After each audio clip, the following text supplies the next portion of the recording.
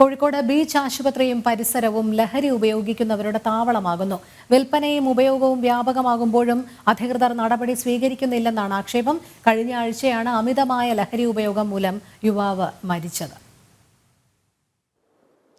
Kozhikode beach ആശുപത്രിയിലെ ലഹരി വിമുക്ത ചികിത്സാ കേന്ദ്രമാണിത്. ഇതിന്റെ അവസ്ഥ ഒന്ന് കാണേണ്ടതു തന്നെ.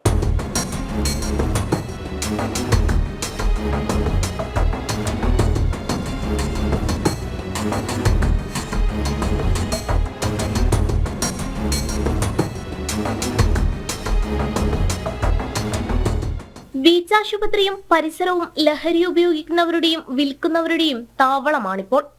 ആശുപത്രി വളപ്പിലെ ലഹരി വിമുക്ത ചികിത്സാ കേന്ദ്രവും പരിസരവും ലഹരിയും മദ്യവും ഉപയോഗിക്കുന്നവരുടെ സുരക്ഷിത താവളമായിരിക്കുകയാണ്. OST കേന്ദ്രത്തിന് സമീപമാണ് കൊടുവള്ളി സ്വദേശിയായ മുഹമ്മദ് ഷാഫിയെ മരിച്ച നിലയിൽ കണ്ടെത്തിയത്. അമിതമായ ലഹരി ഉപയോഗമാണ് മരണകാരണമെന്ന് പോസ്റ്റ്മോർട്ടം റിപ്പോർട്ടിൽ വ്യക്തമായിരുന്നു. വിൽപ്പനക്കാരും ലഹരി ഉപയോഗിക്കുന്നവരും തമ്മിലുള്ള വിലപേശലും തർക്കവും ഇവിടെ സാധാരണമെന്നാണ് ബീച്ച് ആശുപത്രിയിലെത്തുന്നവർ പറയുന്നത്.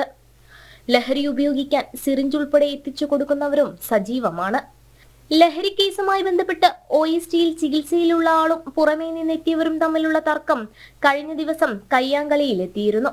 ചികിത്സ തേടിയെത്തുന്ന രോഗികളെയും കൂടെയുള്ളവരെയും ഇത്തരം സാഹചര്യങ്ങൾ ആശങ്കപ്പെടുത്തുകയാണ്. ഈ ലഹരി ഉപയോഗിക്കുന്ന ആൾക്കാർ പരസ്യമായിട്ട് ഈ പ്രദേശത്ത് വെച്ച് ലഹരി ഉപയോഗിക്കുന്നു. ബീച്ച് ഹോസ്പിറ്റലിലെ മുൻ സൂപ്രണ്ടായിട്ടുള്ള ആശാദേവി മാഡം ജില്ലാ കളക്ടർക്കും മേയർക്കും പരാതി കൊടുത്തിട്ട് യാതൊരു നടപടിയും സ്വീകരിക്കുന്നില്ല. കാരുണ്യ ഫാർമസിയിലെ ഉദ്യോഗസ്ഥന്മാർ പരാതി കൊടുത്തിട്ടുണ്ട്. ഇവിടുത്തെ ഉദ്യോഗസ്ഥന്മാർക്കും ഇവിടെ വലിയ പ്രശ്നം. ഇവിടുത്തെ ജീവനക്കാരെ ആക്രമിച്ച സംഭവം വരെ ഉണ്ട്. ഇവിടുത്തെ ലഹരിക്ക് അടിമപ്പെട്ടവർ, ഇവിടുത്തെ നേഴ്സ് അടക്കമുള്ള ആൾക്കാരെ ആക്രമിച്ച സംഭവം വരെ ഉണ്ട്. അപ്പം ഈ പരാതി നൽകിയിട്ടും യാതൊരു നടപടിയും സ്വീകരിക്കുന്നില്ല എന്നുള്ളതാണ്. ENT വിഭാഗം, കുട്ടികളുടെ ചികിത്സാ വിഭാഗം എന്നിവയും ലഹരി വിമുക്ത ചികിത്സാ കേന്ദ്രത്തിനടുത്താണ്. ഇവിടെ എത്തുന്നവരുടെ സുരക്ഷയെ പോലും ബാധിക്കുന്ന തരത്തിലാണ് കാര്യങ്ങളെന്നാണ് വിമർശനം.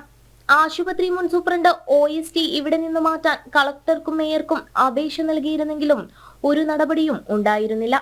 പോലീസിന്റെയും എക്സൈസിന്റെയും പരിശോധനയും നടപടിയും കൂടുതൽ കാര്യക്ഷമമാക്കണമെന്ന ആവശ്യമാണ് ശക്തമാകുന്നത്. ലഹരി വിമുക്ത കേന്ദ്രങ്ങളുടെ പരിസരം പോലും ലഹരി ഉപയോഗിക്കുന്നവരുടെ താവളമായി മാറിയിരിക്കുകയാണ്. ആശുപത്രിയിലെത്തുന്നവരുടെ സുരക്ഷയെ പോലും ബാധിക്കുമെന്ന ആശങ്കയാണ് ഉയരുന്നത്. ക്യാമറമാൻ പ്രശോഭ് കുറ്റിയിലിനോടൊപ്പം ദിസ്ന സുരേഷ്, ജനം, കോഴിക്കോട്.